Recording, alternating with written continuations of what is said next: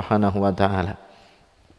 Malaikat diperintahkan untuk sujud kepada Nabi Adam karena taat kepada Allah. Yang tidak mau sujud adalah iblis.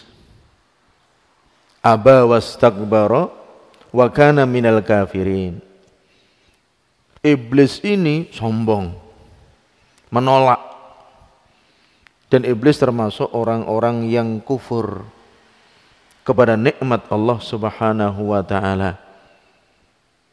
Sudah diciptakan oleh Allah, diperintahkan oleh Allah, tidak mau.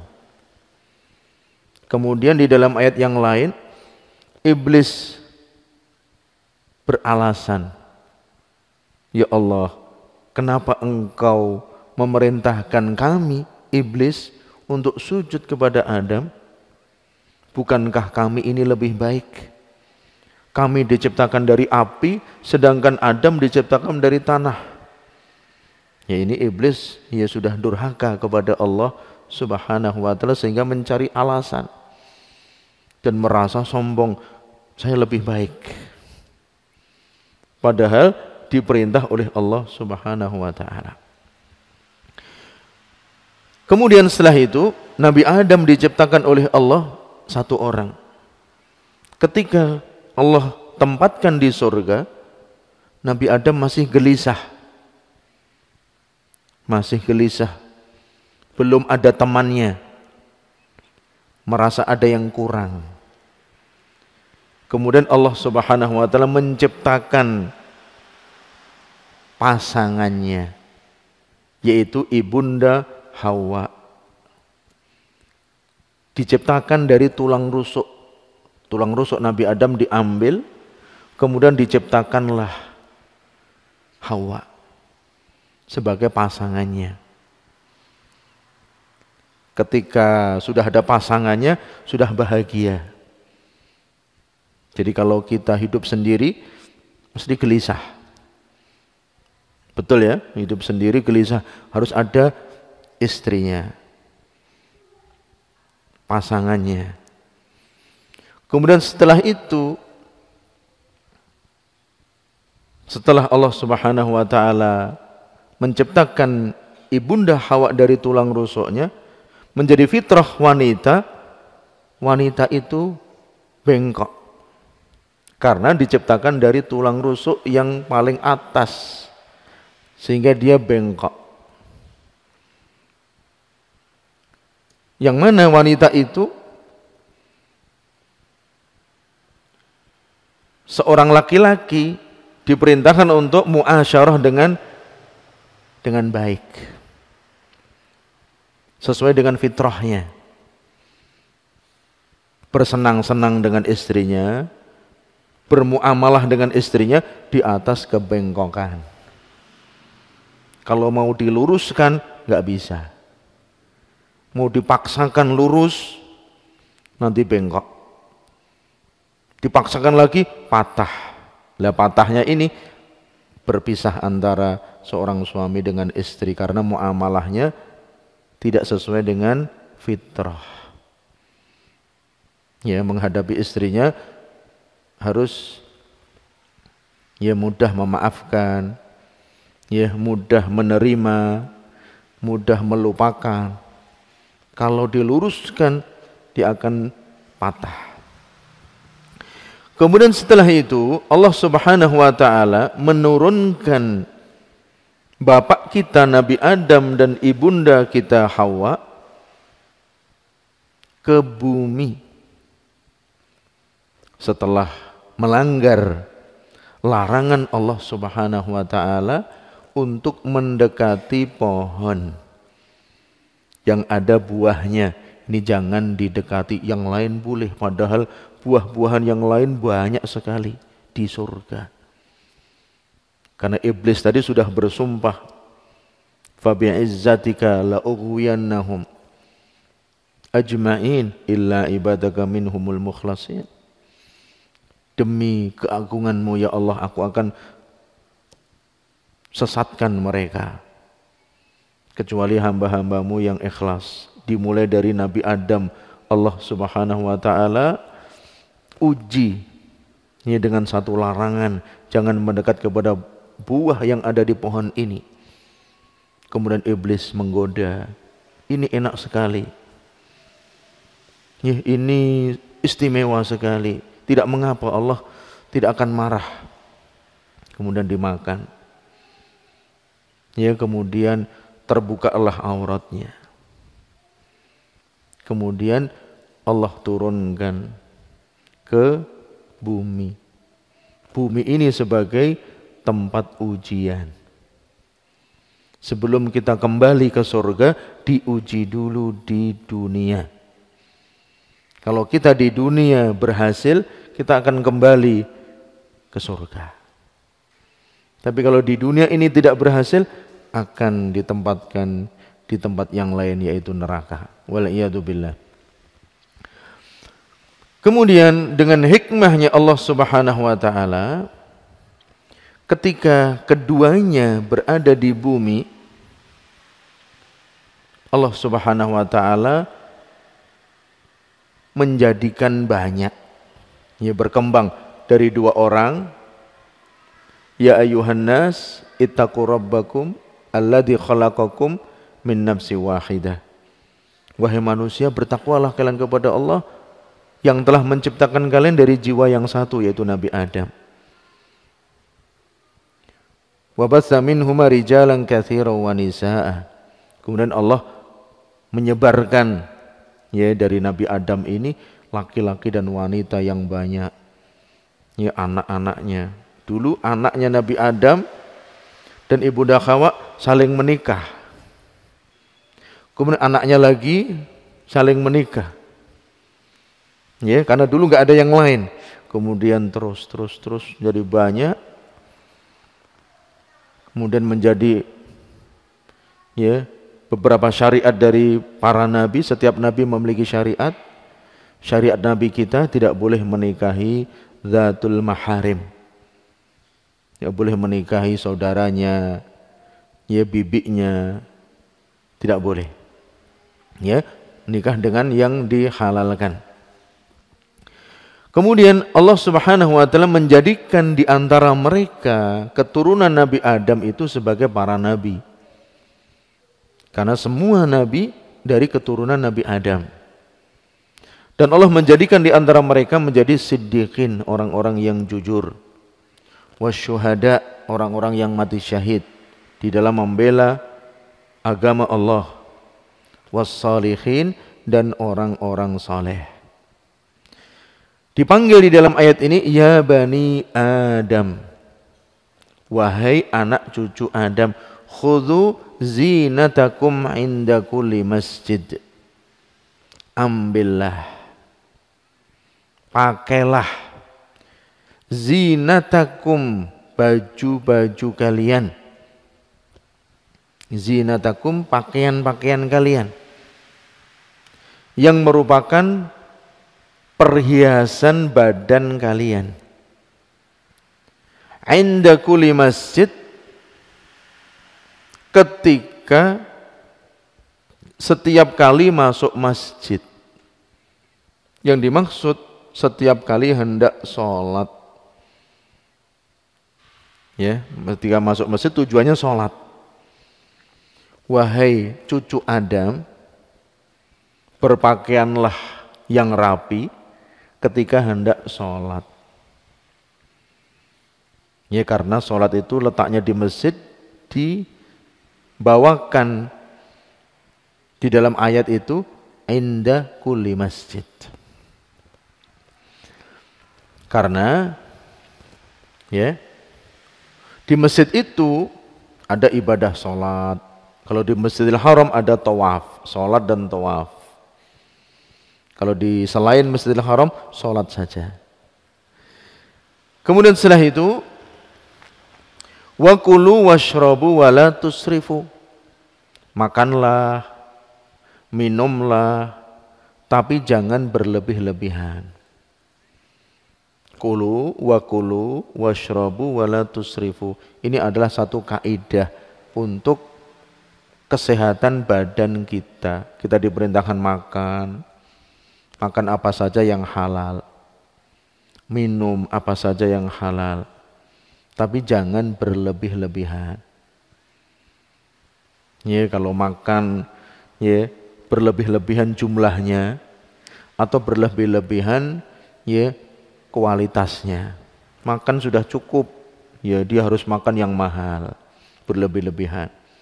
Makan sedikit sudah cukup, dia makan yang banyak. Ya berlebih-lebihan bisa jumlahnya atau juga kualitasnya. Sehingga menjadi orang yang israf, dilarang boros. Wala tusrifu, jangan melampaui batas. Jangan berlebih-lebihan, jangan berbuat boros. Innahu la yuhibbul musrifin. Sesungguhnya Allah Subhanahu wa taala tidak mencintai orang-orang yang berlebih-lebihan. Tidak mencintai orang-orang yang boros. Ini ayat 31. Kemudian Qul, katakanlah hai Muhammad, man harrama zinatallah, siapakah yang mengharamkan perhiasan Allah? Ini pertanyaan untuk taubih. Taubih itu untuk mencela. Siapa yang berani mengharamkan perhiasan Allah?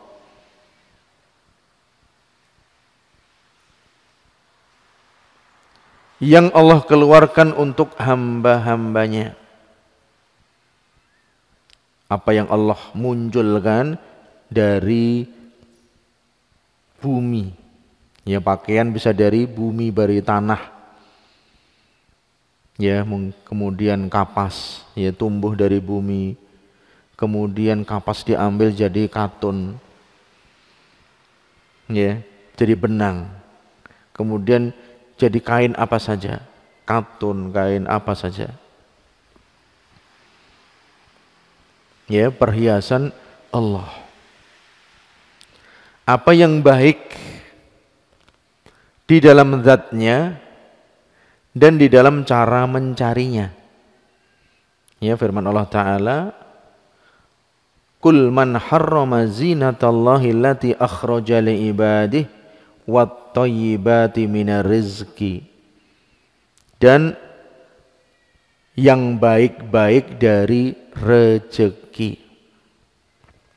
Siapakah yang berani mengharamkan perhiasan yang Allah keluarkan untuk hambanya dan yang baik? Yang baik itu ya dari makanan, minuman, pakaian. Yang baik jangan diharamkan. Ya, itu dipakai untuk dimakan, untuk diminum, dipakai sebagai pakaian, silahkan. Itu perhiasan dari Allah Subhanahu wa ta'ala. Makanan, minuman, semua datang dari Allah Subhanahu wa ta'ala karena baik. Baik itu ya di dalam zatnya baik, dan di dalam mencarinya juga baik. Ya, mencari ya rezeki dengan cara yang baik. Apakah kita kerja, atau kita sebagai pedagang, atau kita mendapatkan harta dengan cara yang halal, warisan, atau mendapatkan hadiah, hibah, ya mendapatkan wasiat, atau mendapatkan yang lain dengan cara yang baik. Jual beli, sewa menyewa, ya dengan cara yang baik, bercocok tanam. Kita kerja sebagai tukang kayu, ya, atau seperti Nabi Daud tukang besi. Ya, itu sesuatu yang baik cara mencarinya. Kemudian Allah Subhanahu wa taala berfirman, "Qul hiya lil ladzina amanu fil hayatid dunya khalisatan yaumal qiyamah." Katakanlah, dia itu untuk orang-orang yang beriman di dunia. Ya, itu adalah untuk orang-orang yang beriman halal di dunia. Khalisatan, ya tidak ada dosa. Silahkan dimakan, silahkan diminum, silahkan dipakai, ya silahkan dijadikan pakaian, silahkan. Ya, qul hiya lilladzina amanu, itu adalah untuk orang-orang yang beriman, khalisah, yaitu boleh, sah, yaumal qiyamah, itu nanti ya tidak ada pertanggungjawaban di hari kiamat. Ya karena tidak dosa, makan tidak dosa, minum tidak dosa, berpakaian tidak dosa kalau tidak berlebih-lebihan. Ya berbeda dengan makanan haram yang kita makan, nanti akan dimintai tanggung jawab di akhirat. Ya kita minuman haram akan dimintai tanggung jawab di akhirat. Pakaian kita haram akan dimintai tanggung jawab di akhirat. Kemudian setelah itu, kadzalika nufassilul ayati liqaumi ya'lamun. Demikianlah kami jelaskan ayat-ayat itu untuk orang-orang yang berilmu, orang-orang yang mengetahui. Ya, orang-orang yang mempersiapkan dengan ilmunya. Ya, kemudian mereka menyampaikannya. Di dalam dua ayat ini para jamaah sekalian yang dimuliakan oleh Allah Ta'ala, Allah Subhanahu wa Ta'ala memanggil anak cucu Nabi Adam dengan sifat seperti ini, dengan panggilan wahai anak cucu Adam, ya bani Adam. Ya karena kita ini adalah keturunan Nabi Adam supaya dekat dengan asal usul kita. Jadi apakah di sana ada teori, ya katanya asal usul kita bukan dari Nabi Adam, bukan dari manusia. Ya evolusi.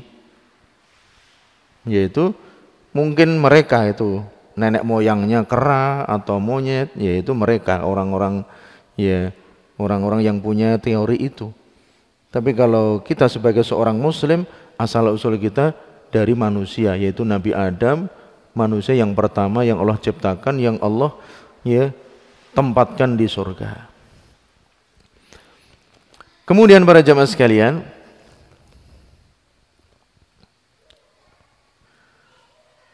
Allah memerintahkan mereka untuk memakai pakaian mereka, yang mana pakaian itu adalah perhiasan badan mereka setiap kali hendak sholat. Jadi ketika kita mau sholat, kita memakai pakaian yang menutup aurat kita, supaya aurat kita tertutup. Kemudian Allah memerintahkan kepada mereka, anak keturunan Nabi Adam, untuk makan, minum, agar bisa menjaga kesehatan mereka. Ya, bisa menjaga kekuatan dengan makan dan minum. Demikian juga kalau kita makan dan minum, kita niatkan agar bisa menguatkan kita untuk ibadah. Jadi tidak hanya sekedar makan minum untuk menutupi rasa lapar kita. Ya, kita lapar, kita makan. Harus kita niatkan kita makan supaya nanti ibadahnya kuat. Ya, seperti itu. Kalau makan hanya sekedar kita punya nafsu makan, kemudian kita makan, kita minum seperti binatang. Tapi kalau kita niatkan untuk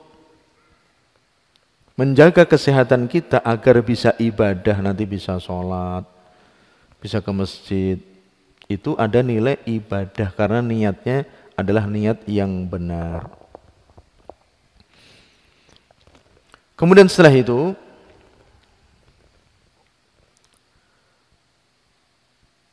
dan Allah melarang mereka untuk melampaui batas secara uruf dan secara syar'i. Karena itu adalah perbuatan melampaui batas, boros. Sedangkan Allah tidak mencintai orang-orang yang boros. Kemudian Allah memerintahkan kepada nabinya untuk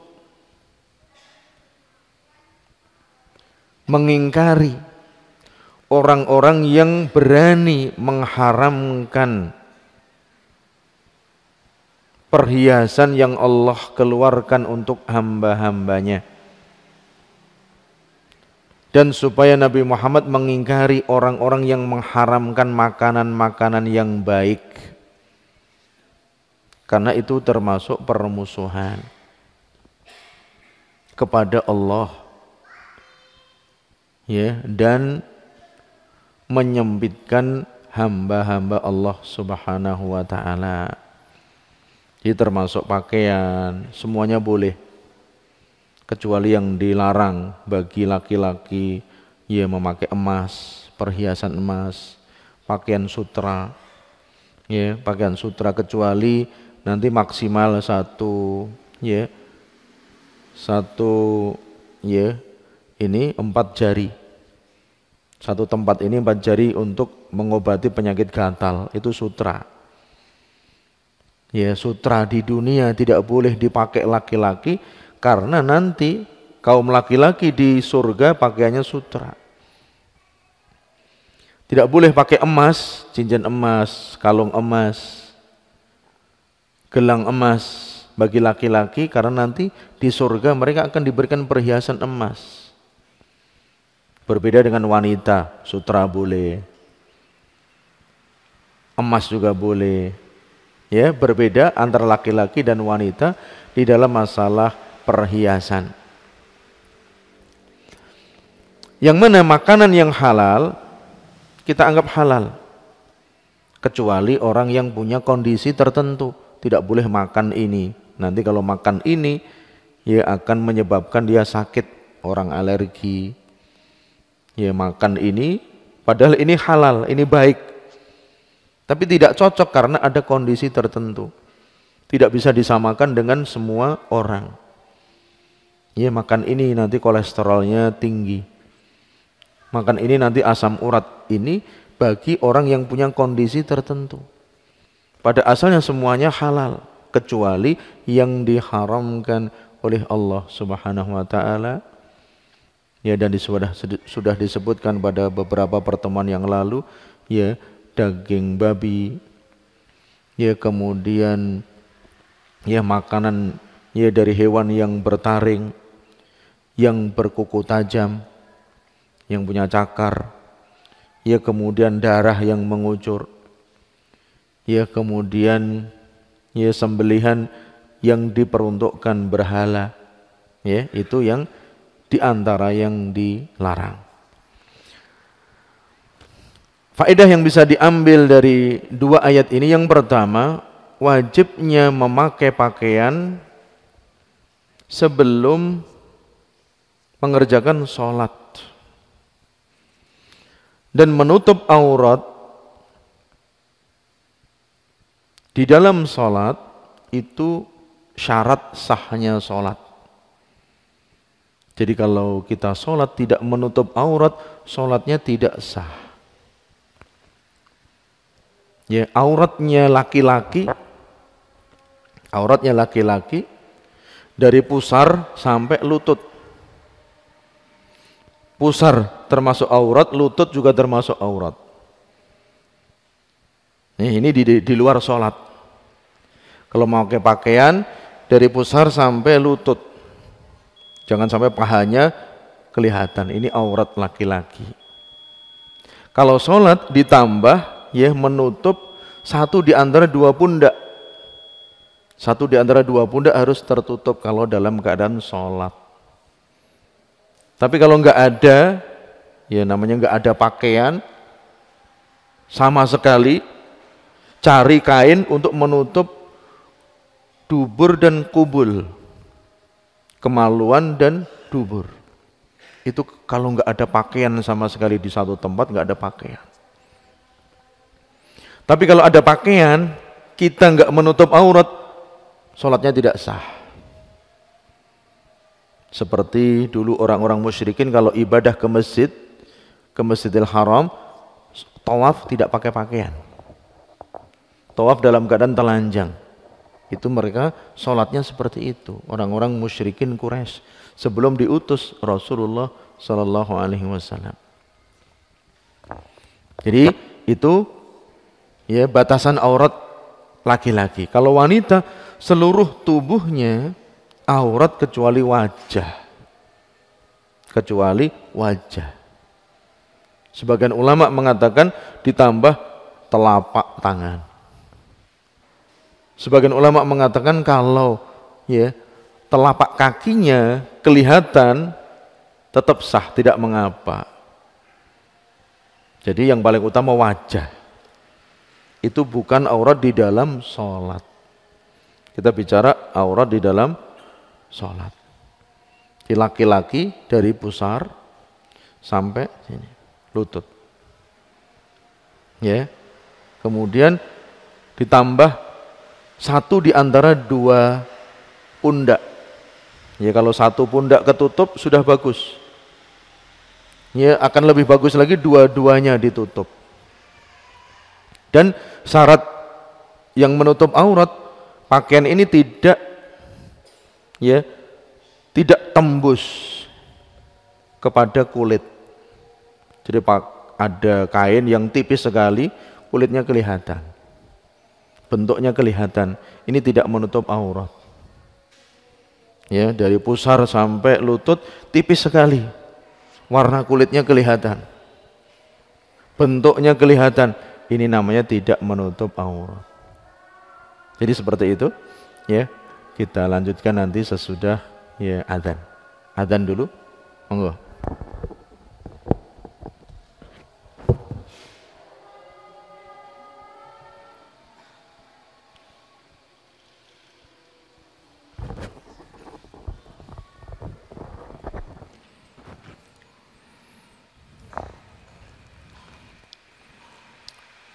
Kita lanjutkan. Jadi faedah yang pertama, wajibnya memakai pakaian setiap kali hendak sholat. Karena menutup aurat adalah syarat sahnya sholat.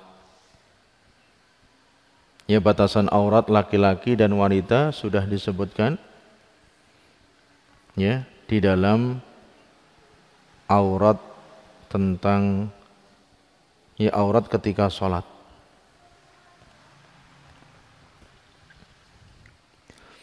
Kemudian yang kedua, anna thiyaba minaz zinah allati manallahu biha ala ibadihi lima fiha min satril aurat. Sesungguhnya pakaian-pakaian itu termasuk perhiasan yang Allah berikan kepada hambanya untuk menutup aurat. Pakaian ini adalah perhiasan kita. Ya bani Adam, khudhu zinatakum inda kulli masjid. Jadi dengan pakaian ini kita berhias, menghiasi badan kita. Ya, dengan pakaian ini menunjukkan nilai seorang muslim. Ya, pakaiannya rapi seorang muslim. Ya, pakaiannya bersih. Dia mau sholat. Ya, kemudian berhias, memakai minyak wangi. Karena ini akan menghadap Allah Subhanahu wa taala, akan bermunajat kepada Allah Subhanahu wa taala. Jangan sampai kita masuk ke masjid mau sholat pakaian sembarangan. Ditambah kita habis makan bawang putih, bawang merah. Ya, orang yang makan bawang putih, bawang merah tidak boleh langsung ke masjid untuk sholat berjamaah karena malaikat akan terganggu. Malaikat saja terganggu, apalagi orang-orang yang di sampingnya. Ya, makan bawang putih, bawang mentah yang langsung tidak dimasak, dia akan ya menyebabkan bau yang mengganggu malaikat. Ya, itu bisa ya mungkin kalau dimasak ya tidak begitu menyebabkan bau, tapi kalau langsung itu menyebabkan bau. Kemudian yang ketiga, perintah untuk makan dan minum.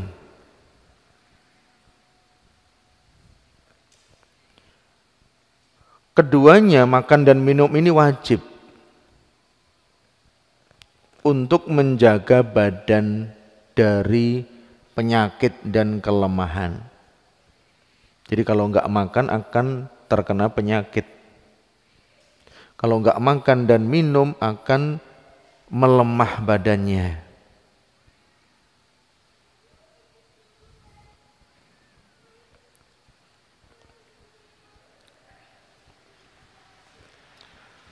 Kemudian yang keempat, diharamkan berlebih-lebihan di dalam berpakaian, makan dan minum. Ya kalau kita berpakaian juga tidak boleh berlebih-lebihan. Ya pakaian satu sudah cukup, pakaiannya yang dipakai lebih dari satu, padahal nggak dibutuhkan. Kecuali musim dingin, ya musim dingin harus berpakaian mungkin 2, ya atau 3, ada kaosnya, ada bajunya, ada jaketnya, ya seperti itu. Tapi kalau tidak dibutuhkan maka dilarang untuk melampaui batas. Kemudian yang kelima, menetapkan sifat cinta bagi Allah Subhanahu wa ta'ala. Sesungguhnya Allah mencintai dan juga dicintai.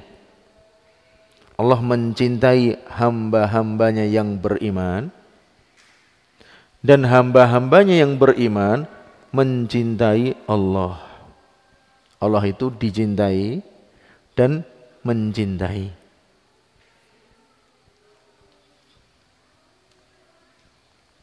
Wah, ini kalau Allah mencintai seperti makhluk, ya tidak. Cintanya Allah berbeda dengan cinta kita. Kita mencintai seseorang, Allah juga mencintai, tapi cintanya kita dengan cintanya Allah berbeda, tidak bisa disamakan. Kemudian faedah yang keenam, mengingkari orang yang mengharamkan apa yang Allah halalkan.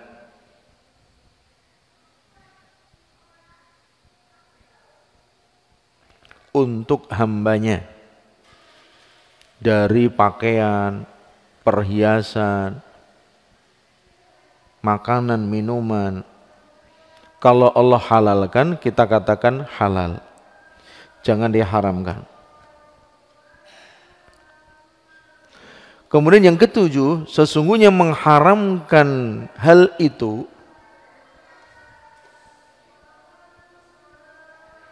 adalah satu keberanian satu keberanian untuk melanggar haknya Allah. Kita mengharamkan itu yang baik-baik tadi adalah satu keberanian melanggar haknya Allah Subhanahu wa ta'ala dan memusuhi Allah Subhanahu wa ta'ala, karena yang mengeluarkan itu semua adalah Allah. Sehingga hukumnya kita kembalikan kepada Allah Subhanahu wa ta'ala. Kemudian yang kedelapan, sesungguhnya perhiasan dan makanan yang halal ini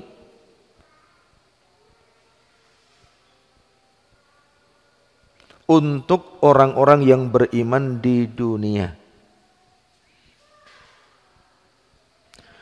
dan di hari kiamat tidak ada dosa. Tidak ada dosa kita makan. Ya kalau kita makan, orang yang beriman makan beda dengan orang kafir. Orang yang beriman dia makan dapat pahala. Kita ingin menguatkan badan kita. Tapi kalau orang kafir, ketika dia makan tambah berdosa. Dia nggak bersyukur ini dari mana. Dia kufur. Makan lagi, dapat dosa lagi. Kita orang yang beriman makan dapat pahala, makan lagi dapat pahala. Kita bersyukur ini dari Allah Subhanahu wa taala. Asalkan tidak berlebih-lebihan. Kemudian yang ke-9,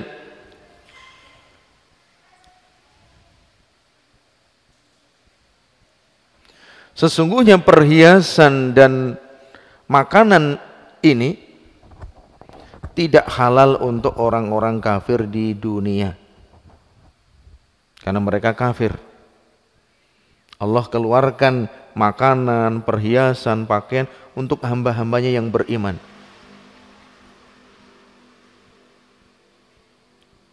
Dan nanti di hari kiamat akan ada dosa dan pertanggungjawaban. Jadi semua Allah ciptakan untuk orang yang beriman. Kemudian yang ke-10, karunia Allah Subhanahu wa taala kepada hamba-hambanya ketika menjelaskan ayat-ayatnya. Jadi Allah menjelaskan ayat-ayatnya ini sebagai bentuk karunia dan kenikmatan Allah untuk hamba-hambanya.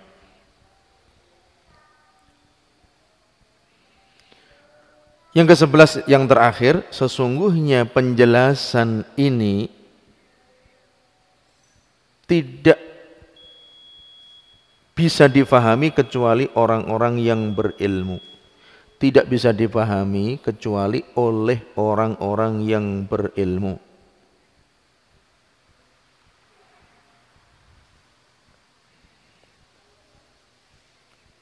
Orang yang berilmu, mereka adalah orang yang diridhai dan dicintai oleh Allah Subhanahu wa taala.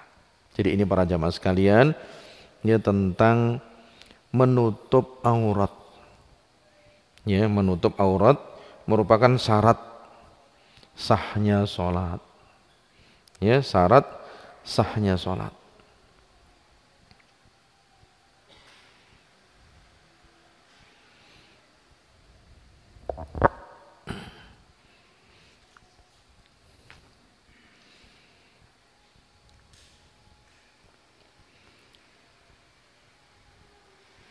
Maka dari itu harus berhati-hati, jangan sampai ketika kita sholat aurat kita terbuka, terlihat aurat kita, ya, tersingkap aurat kita baik laki-laki atau wanita.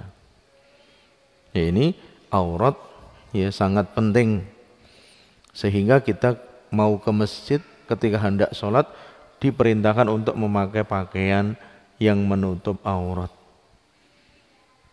Ya Pak, kalau tadi sampai laki-laki itu dari pusar sampai lutut. Kalau nggak pakai kaos, ya bagaimana? Kalau di rumah ya boleh.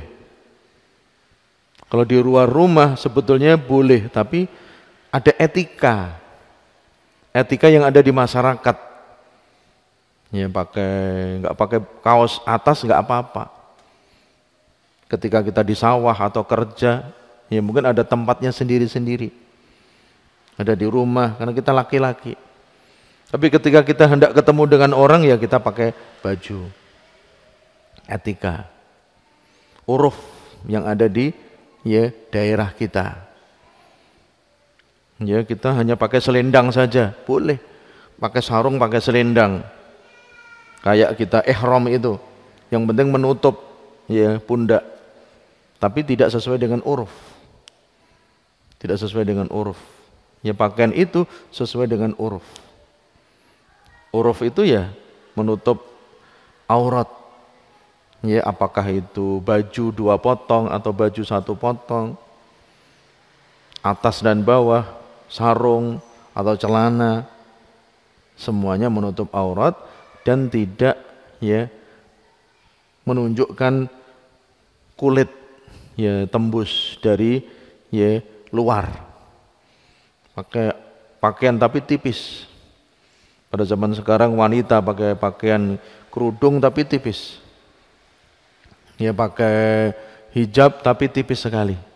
Ya ini tidak sesuai dengan maksud untuk menutup aurat. Ya tidak juga terlalu ketat. Laki-laki demikian juga tidak pakai celana yang sangat ketat. Ya, ini membentuk bentuk tubuhnya. Wanita juga tidak ketat, longgar. Tujuannya biar tidak ya kelihatan warna kulitnya dan juga bentuk tubuhnya. Ya, seperti itu. Kemudian pakaian yang dipakai untuk olahraga beda dengan dipakai untuk ke kantor. Ya, kita kerja dengan olahraga tentunya beda. Pakaian yang kita pakai kerja di sawah beda dengan kerja di pasar. Ya, tentunya beda-beda. Ya, kita bisa membeda-bedakan. Ya, likulli maqamin labusuhu. Setiap tempat ada pakaiannya sendiri-sendiri. Ya, yang jelas pakaian itu harus pakaian yang halal. Barangkali sampai di sini ya kajian kita pada malam hari ini sudah selesai tentang menutup aurat. Insyaallah kita lanjutkan pada pertemuan berikutnya. Ya, billahi taala. Ya. Masih di dalam masalah ya salat. Ya, larangan ya sombong, ya termasuk berpakaian yang sombong juga tidak boleh, insya Allah pada pertemuan berikutnya. Ya sudah, kalau sudah kita akhiri sampai di sini kajian kita. Mudah-mudahan ya Allah Subhanahu Wa Taala memberikan kepada kita ilmu yang bermanfaat dan amal yang saleh. Wassallallahu wasallam ala nabiyina Muhammad wa ala alihi wa sahbihi ajmain. Wa akhiru da'wana alhamdulillahi rabbil alamin. Wassalamualaikum warahmatullahi wabarakatuh.